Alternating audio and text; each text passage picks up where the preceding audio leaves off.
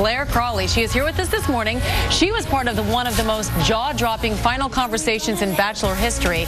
We will talk to her live in just a moment, but first, let's take a look at her final moments with Juan Pablo. Bachelor contestant Clare Crawley thought she was getting engaged to her Prince Charming, but instead, she got this. I'll have to say goodbye to you. A breakup so brutal, it will go down in Bachelor history. What you just made me go through, I would never want my children having a father like you. Okay. Whew, I'm glad they didn't pick her. So how did it all end here? Not the man I thought he was. Things went south during an exotic getaway. This wasn't my intention to disrespect your daughter. Then this mysterious moment during a romantic helicopter ride. He chose to tell me something that no woman wants to hear. Some sexual thing. But even on their last date, Juan Pablo alluded to their happy ending. We'll move somewhere. Or I'll go to Sacramento. In the end, he chose Nikki, a different contestant. It was so liberating to be able to stand there and say, this is exactly how I feel. And I don't want to sit here on this couch and get fed any more BS.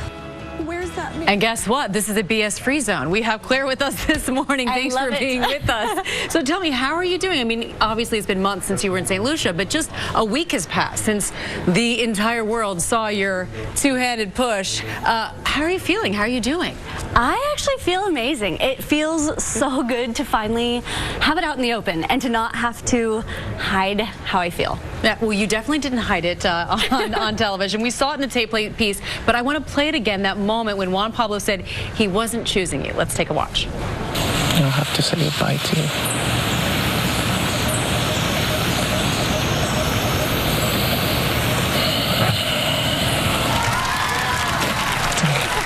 I want to ask you, did you have a rejection plan? Did you know what you would do if he said it's not you? You know, because of the conversation we had in the helicopter, there was that doubt in my mind. But going into the final rose ceremony, I felt like I've been here the whole time, and I said that I would follow it through to the end. And I just figured I'm going to be there, and no matter what happens, I'm going to say how I feel. Did you fall in love with him?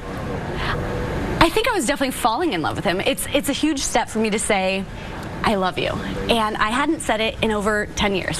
So it's a huge step for me. And you talk about that mysterious helicopter ride. I know we can't get into too many details about what happened, but obviously there were clues that that guy who said at the end, I'm so glad I didn't pick her. Yeah. Were there other signs that guy was in there? Watching it back, yeah. You know, Vietnam, how he talked to me in Vietnam, and like I said, watching it back now, how he talked to the other women, and just dismissed a lot of their feelings by touching them and kind of being charming. I mean, you say you were falling in love with him, and you thought that he was going to choose you, I'm imagining, yes. But then when you go back and you watch it week by week, what is that like?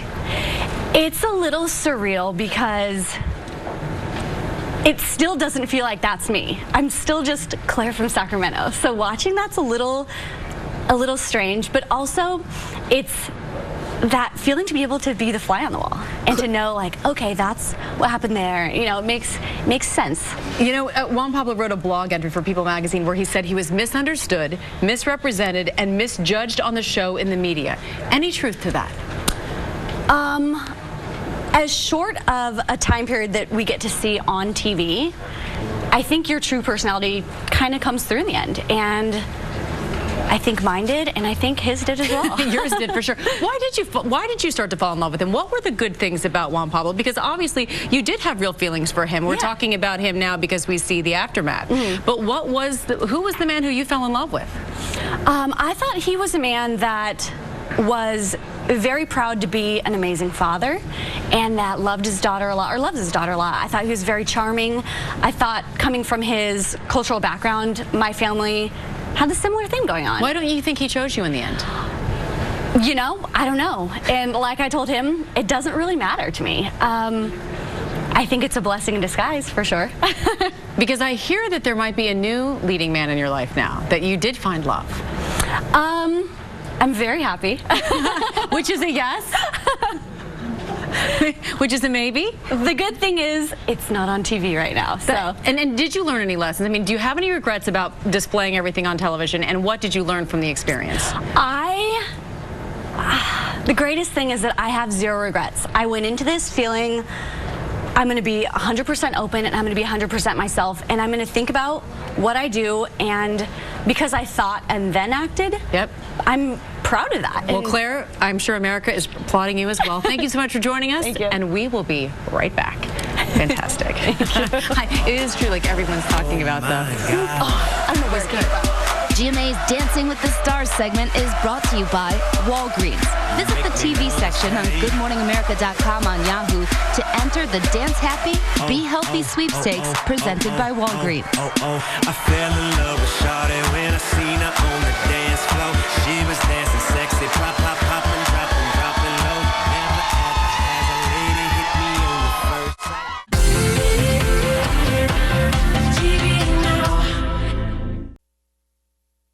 Tonight, nothing can come between Dancing's hot new cast and their partners except you.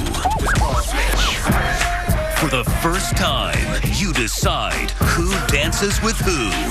Your vote flips the switch. The partner they know may not be the partner they'll keep. Dancing with the Stars premiere live tonight, 8/7 Central on ABC.